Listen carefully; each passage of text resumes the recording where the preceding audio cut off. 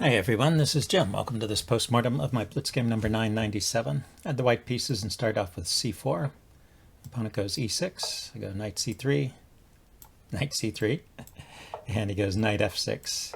And I go g3. g3 is actually maybe a slight mistake. If you want to know the best move in this position, it's probably either d4, as the opening book suggests, or knight f3. Those are also approved by the chess engine. The thing is, he's got the move d5 all prepared here, and I can't really prevent that. There's no easy way to stop that. e4, it looks like that might be playable. Anyway, I just continued with my usual setup and went with g3. And I don't think this is a huge mistake. I would still probably play this way, but technically black can equalize here. And the best move is really to continue with d5. He's got it all set up, right? He played e6, he played knight f6, so he's got this well supported. I would probably take here. You know, I could still go into a Catalan with d4. That might be interesting. But in this English kind of setup, I'm usually intending to take. C takes d is one of the ideas of the English. And then I would continue with bishop g2, try and put the center under fire. But black has a couple of good responses here. He can go with either c4, or if he's feeling adventurous, he can go with d5. And, well, black at least equalizes. In some lines, maybe he's better. So that's why, you know, technically the way I'm playing is probably not the best. But, well, he never, you know, I played bishop e7 and, oh no, yeah, I played g3 and he never played d5. Well, yeah, I don't think he ever played it in the game. He played bishop e7 here. I played bishop g2, and we're just out of the book. So let's see, he has another chance to play that a little bit later, but he continues. These are normal developing moves. Knight c6, I go e4, he goes b6. Yeah, here, instead of b6, he also could have played d5 right here and gone for the open center. That seems to be equalizing for black as well, but he went with b6. And so as a result, I get an advantage out of the opening here. I go d3, and I'm just a very comfortable Botvinnik setup that I've played many times. He goes bishop b7, I go knight ge2, he goes d6, castle.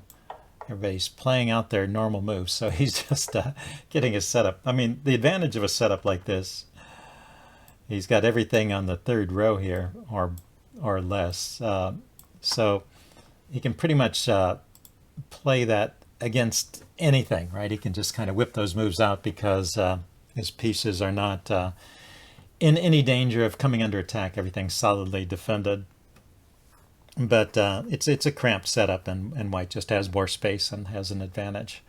Let's see, white's turn. Yeah, I played h3 here. He went e5. So finally gets a pawn on the fourth line. Let's see, I bring my king up. Fourth line from his side. Anyway, let's see, castles here.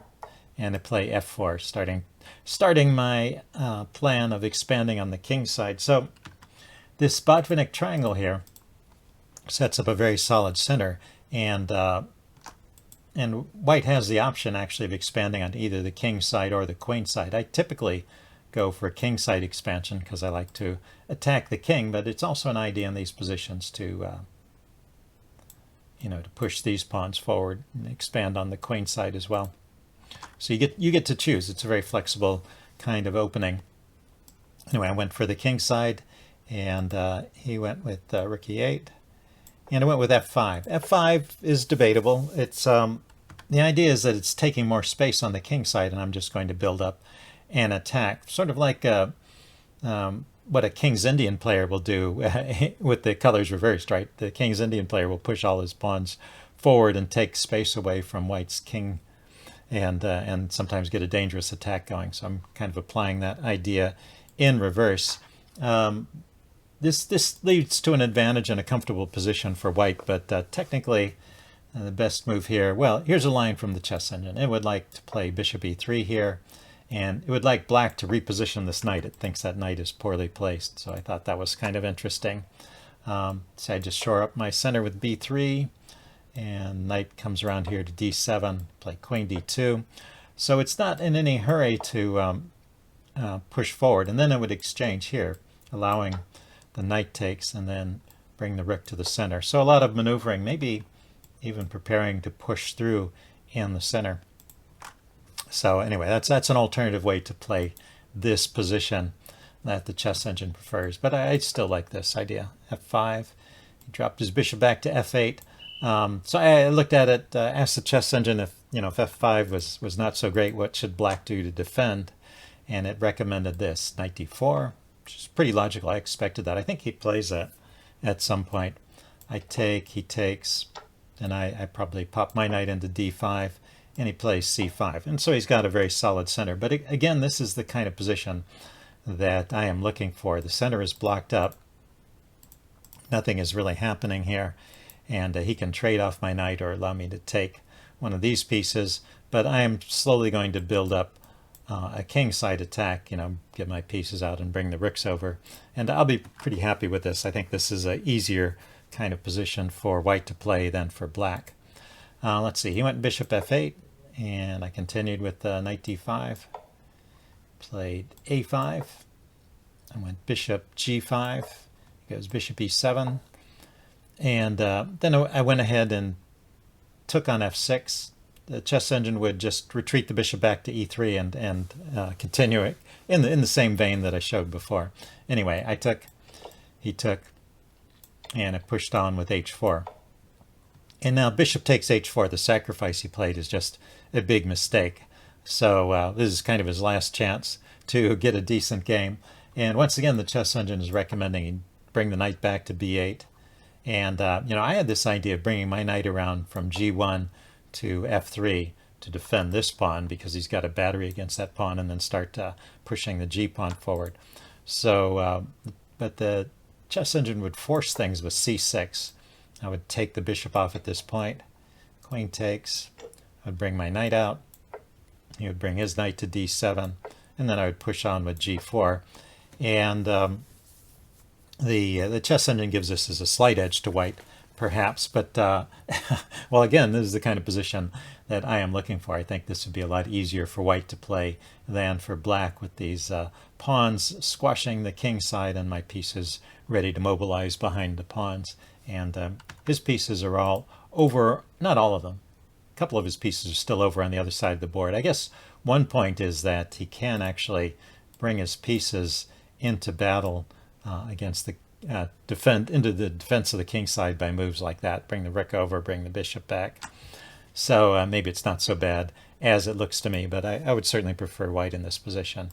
But anyway, I didn't have to test that theory out because he played this unsound sacrifice. So, I do encourage players to do these sacrifices from time to try and learn what works and what doesn't, but you should look for a little more out of your sacrifice than just 2 pawns. He got 2 pawns and he got his queen over here, but after I defend against the check, the queen really has nothing to do. There's not any loose pieces over on this side that he can take advantage of. So, and he doesn't have any easy follow-up. You notice that my pawn is controlling this square, so his rook is not quickly coming over to join the queen, and even the knight. The knight is going to have trouble. That's the advantage of this advanced pawn here. He's just has trouble getting any kind of counterattack going on the queen side, on the king side, I mean.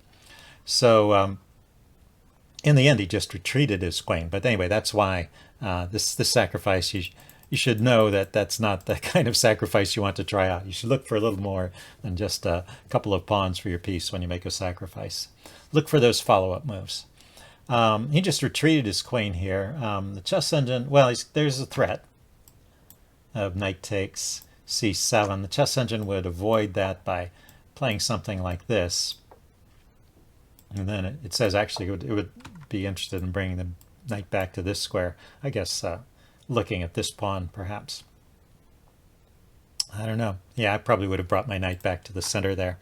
But anyway, that's also we're just winning for white. So queen d8 defending the pawn, and let's see, I play rook g1, so I'm just getting ready to pile up on the king side, although the immediate f6 was stronger. I should have recognized this, I guess. He can't really take it, just opens things up too much. And I do have a rook and a knight on that, so he doesn't even win the pawn. So he has to go g6. I go queen d2, threatening to bring my queen in here. He goes king h8, so that queen h3 can be met with rook. Queen h6 can be met with rook g8.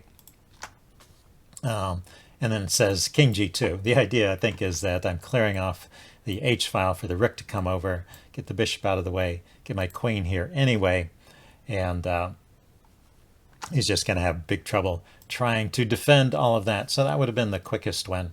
Anyway, I went for the g file with rook g1. Let's see, he played knight b4. So yeah, let's just go through these moves. There were no big mistakes on this part. I'm just kind of developing logically, and he's trying to remove some of my force by taking, but notice that I still have this solid structure in the center, which makes it difficult for him to get his queenside pieces over for the defense. So I just bring all my pieces to the king side, and then at this point, yeah, I can just take that pawn. He doesn't have a good answer. He stepped away with his king. Yeah, maneuver with my queen. I'm looking at this pawn on h7. I'm also unpinning the knight, so I can hop in to this square and open up the g file again. Let's see, he played queen c8, and that loses to a forced mate. He could have tried queen f7. The chess engine gives rook a to c1, and I break through on this side. So this is all fatal for black, but queen c8 allows a quick win. He was once again defending the c-pawn, but after I take here, it's actually a mate in 2. So he resigned at this point. He saw the mate coming and didn't play it out. But anyway, interesting game. Hope you guys enjoyed it, and I will see you next time. Bye.